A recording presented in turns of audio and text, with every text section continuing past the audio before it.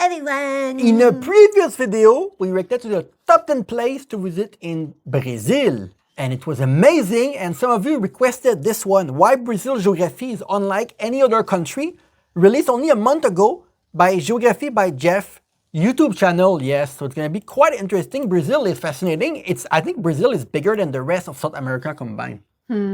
Because of the Amazon, I think it's bigger than the rest of South America, right? Yeah. Anyway, I think so. So let's go. Let's get started. What if I told you that one of the world's largest countries, covering nearly half a continent, has almost no mountains? Or that this same country is home to both the largest Japanese city outside of Japan and the most uncontacted tribes on Earth? From a river so powerful outside of Japan.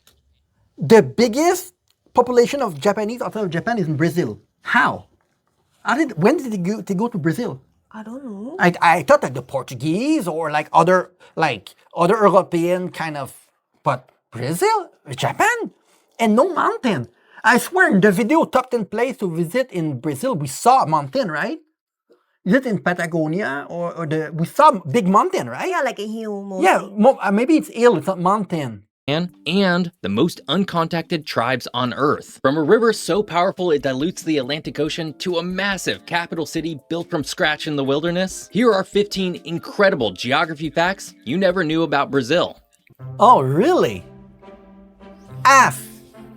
It's difficult to overstate Brazil's sheer size. At over 8.5 million square kilometers, it's the 5th largest country in the world and larger than the contiguous United States. This colossal landmass covers a staggering 47% of the entire South American continent. Because of its scale, Brazil spans 4 different time zones, from its Atlantic islands in the east to the state of Acre bordering Peru.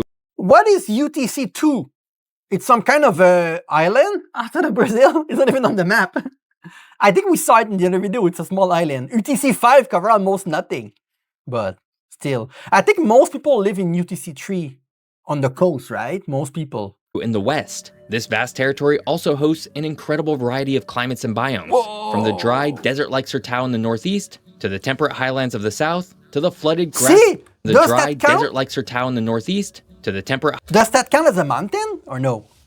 Like this thing? Probably not. No? Highlands of the south, to the flooded grasslands of the Pantanal. But its most famous biome, the Amazon, is so large that the rainforest within Brazil alone is the size of Western Europe.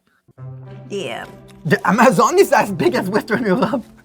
While the Nile in Africa is slightly longer, the Amazon River is the undisputed king of all rivers by sheer power and volume. Flowing from the Andes to the Atlantic, the Amazon's drainage basin covers about 40% of South America. It covers more water than the next 7 largest rivers combined. On average, it discharges over 200,000 cubic meters of water into the Atlantic Ocean. It started in Colombia or something, and it goes directly into the Atlantic Ocean consecutively.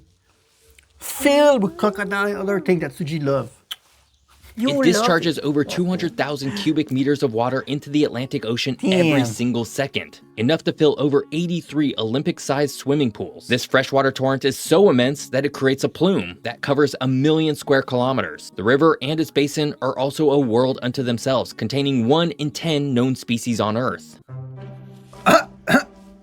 That means that 10% of all the species of animal on planet Earth are there. Yeah. Things that you have never seen that are going to freak you out. Oh my God. Let us know some of them that you know, that you think would like. Scared. Yeah. Despite its massive area, Brazil is a relatively low-lying country. It completely lacks the towering snow-capped peaks characteristic of its Andean neighbors like Chile, Argentina, and Peru. This is because Brazil sits on the ancient, stable South American plate, far from the tectonic collisions that build mountains. The country's highest point, Mist Peak, is a modest 2,995 meters. Located on the border with Venezuela, it's so remote and often shrouded in clouds that its status as Brazil's highest point wasn't even confirmed until a survey in the 1960s. Instead, most of the country consists of highlands, plateaus, and vast lowland basins. Oh, it's called island. It's not really mountain. Brazil's relationship with the Atlantic Ocean defines its history, culture, and economy. It possesses one of the longest continuous coastlines in the world, Yeah, look at stretching this. an uninterrupted 7,491 kilometers. This immense coastline is incredibly diverse. It features world-famous beaches like Copacabana and Ipanema in Rio de Janeiro, dense mangrove forests in the northeast, the unique delta of the Parnaíba River, and the subtropical lagoons of the south. This coastal zone is also the country's economic and demographic heartland. The vast majority of Brazil's population and its largest cities, Sao Paulo, Rio de Janeiro, Salvador, and Recife, are all located near or on the coast, a legacy that began with the first colonial port settlements. It's the same in Australia. Everyone will live near the coast. Or in Canada, everyone live near the US border.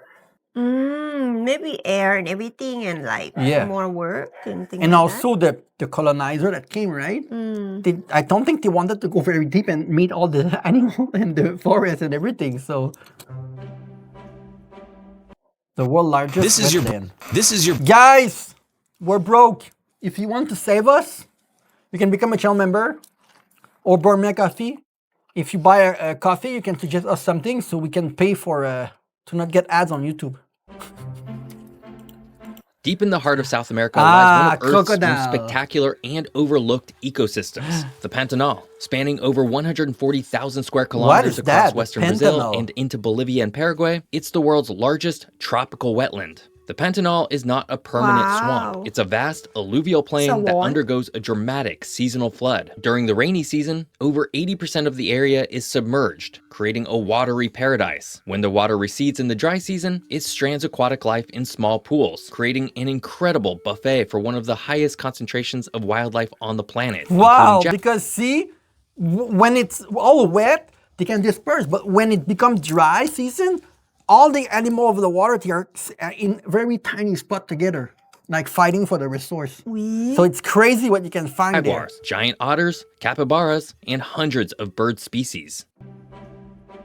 It bothers almost everyone. A look at a map of South America reveals Brazil's dominant geographic position. It shares a border with 10 different countries and territories. French Guiana, and therefore France itself, Suriname, Guyana, Venezuela, Colombia, Peru, Bolivia, Argentina, Paraguay, and Uruguay. This gives Brazil the third highest number of land borders in the world after China and Russia. The only two South American nations it doesn't touch are Chile and Ecuador, which are geographically separated from it by the Andes Mountains and other countries. This extensive network of borders, stretching over 16,000 kilometers, creates a complex web of trade relationships and geopolitical challenges that have shaped Brazil's foreign policy for centuries. Damn.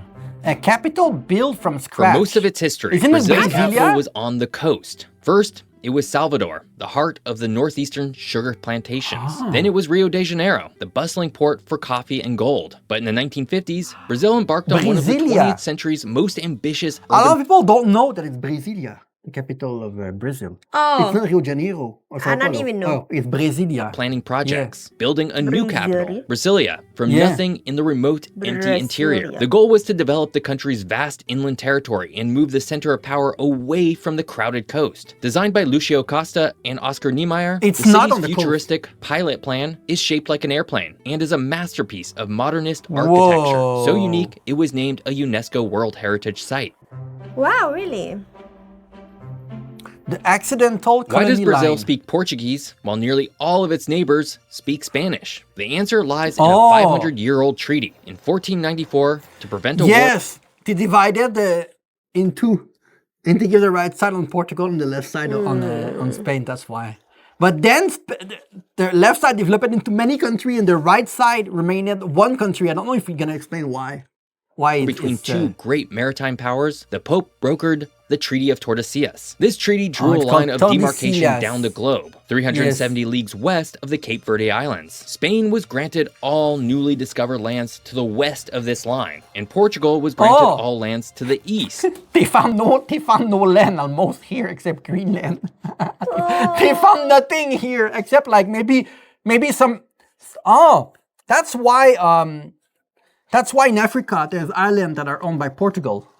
right? Oh. That's At why. the time, the Americas were barely known. I'm sure that Portugal thought that there's going to be more land there, but there's not more Or maybe land. they love the ocean more. No, but they didn't know. But they got nothing almost. It just out so of this happened deal. that this line cut through the eastern ridge of the South American continent, securing a foothold for Portugal when its explorers officially landed there in 1500. This single diplomatic line is the reason Brazil exists as a distinct Portuguese-speaking nation.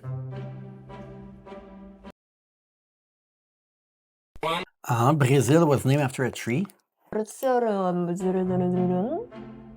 The country's very name comes from its first major export. When Portuguese explorers first arrived, they found vast forests of pau-brazil, or Brazilwood. This tree was incredibly valuable in 16th century Europe because its dense, reddish heartwood Wow. could be The ground country into a named after powder that. to create high-quality, deep Oh my red God! dye, a luxury Red is commodity dye? for coloring textiles. The land was initially named Terra de Santa Cruz, Land of the Holy Cross, but the trade in this redwood became so dominant that sailors and merchants simply began referring to the land as Terra do Brasil, the land of Brazil. The resource was harvested so Because there was so many of these trees, and they can make textile with it. So they named the country because they keep saying, "Oh, we need to trade this," and they just named the land Brazil. Wow, it's so red. aggressively that the Brazilwood tree is now an endangered species, a living symbol of the Whoa. nation's origin. A vast, empty interior. While Brazil is the 7th most populous country in the world, its population of 213 million people is not spread out evenly. Brazil is a coastal nation at heart. The vast majority of its citizens, over 80%, live within 200 miles of the Atlantic Ocean. This is a See? historical legacy from its colonial past, which was based on coastal ports for exporting sugar, gold, and coffee. As a result, the Yeah, Southeast see? coastal So they export thing, right? But they didn't want to go deep. So everyone that came from Europe, the Portuguese, they don't need to go further to see what's going on. But anyway, I think it's harder to live in the bush, right?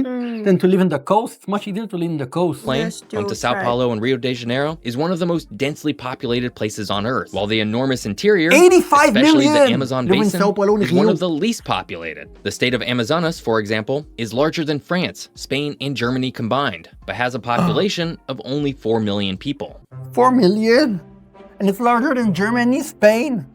The city of Sao Paulo is a prime example of Brazil's melting pot culture. It's home to the largest population of people of Japanese descent Whoa. anywhere in the world outside of Japan. This community's origin begins in 1908, when the Yeah. Casado Maru ship arrived carrying the first Japanese immigrants, who came to work on Brazil's booming coffee plantations. Today, there are over 1.5 million Japanese immigrants and their descendants in Brazil, Wow. and their influence is most visible in Sao Paulo's Liberdade district. Once That was predom- right before World War I. They came with the ship to work. Just for the coffee. Yeah. predominantly a Japanese neighborhood, it's now a pan-Asian hub, famous for its red torii gates, Japanese gardens, markets, and restaurants, showcasing the Liberdade. deep cultural impact of this migration. The coffee king. Arabica. It's impossible to talk about Brazil's economy or culture without mentioning coffee. Brazil Very isn't good just a coffee. coffee producer. It's been the world's single largest producer of coffee for more than 150 consecutive years. The Damn. coffee cycle of the 19th and early 20th centuries built immense fortunes, funded the country's first wave of industrialization, and held massive political power. Today, Brazil is still responsible for over a third of the entire world's coffee supply, from mass market beans Damn, to the a high-end third. specialty Arabica. 33% of all the coffee in the world is from Brazil. That's why they sell it here a lot. If you go to the supermarket here, you will find a lot of Arabica or like a very fancy Brazilian coffee name. It's not that expensive actually. Like it's more expensive than like local coffee here, but it's affordable price. The scale of its production is so vast that droughts or frosts in Brazil's coffee-growing regions can single-handedly cause global coffee prices to spike, affecting the cost of your Damn. morning cup thousands of miles away. Yes. Home to the most uncontacted Deep people in within the the most Amazon, remote right? corners of the Brazilian Amazon live the last truly isolated people on Earth. Brazil is believed to be home to the highest number of uncontacted tribes in the world, with its government agency for indigenous affairs estimating there could be more than 100 such groups. Uncontacted means they have no sustained peaceful contact with the outside world, and Brazil's official policy is one of no contact, aiming to protect these groups from diseases like the flu, Yeah. to which they have no immunity. These tribes, living in Yeah, because they have been together for so long. Anything that came from us can kill kill them like an epidemia because they're not protected. Yeah. Like their body is so different from our body. Protected indigenous territories face constant and severe threats from illegal loggers, miners, and drug traffickers, making their survival a critical human rights emergency. The Southern Hemisphere megacity. Sao Paulo is not just Brazil's largest city. It's the largest and most populous city in the entire Southern Hemisphere, with a population of over 12 million in the city proper and more than 22 million in its greater metropolitan area. Sao Paulo is one of the planet's 10 largest megacities. It's the undisputed financial, economic, and industrial heart of Brazil and one of the most important alpha global cities. This immense size creates significant challenges like legendary traffic jams, but it also fuels an incredibly dynamic cultural scene. Damn, Sao Paulo look at is the a sky. global jams, but it also fuels an incredibly Damn, look dynamic at the cultural sky. scene. Look like a future town or something. Look. 12 million. And 22 million if you count like a little bit outside. But it's so modern. Sao Paulo is a global hub for fine dining, music, art, and fashion. A sprawling concrete jungle that never sleeps. Whoa. An energy giant. Brazil is a world leader in renewable energy, thanks almost entirely to the power of its massive rivers. The crown jewel of this energy system is the Itaipu Dam, a colossal hydroelectric project built on the Parana River, which forms the border between Brazil and Paraguay. When it was completed in 1984, it was the largest power plant on Earth. While it has since been surpassed in capacity by China's Three Gorges Dam, Itaipu remains a champion of efficiency, often producing more actual electricity per year. It's a binational project that provides about 10% of all of Brazil's electricity and an incredible 90% of neighboring Paraguay's, making it a true wonder of modern engineering. As the largest country in South America and one of the largest in the entire world, we don't often speak enough about Brazil. But truly, in nearly every aspect, it is one of the most important and fascinating countries on Earth. This week, I'm still in Oregon. One national. Well, they have everything. Yeah. Like everything that you can look for. They don't really need, like they are very self-sufficient. Technically, they would not need other country to like, it reminds me of how in Canada, we don't really need other country because we have so much land too, so much opportunity. They have a lot of things that they can use there. A lot of people, a lot of like economy is supposed to grow really well, right? Yeah, I think it's in the top 10 for sure, economy. Yeah. Very interesting video. If there's more video like this, please let us know in the comment below, yes. And see you very soon.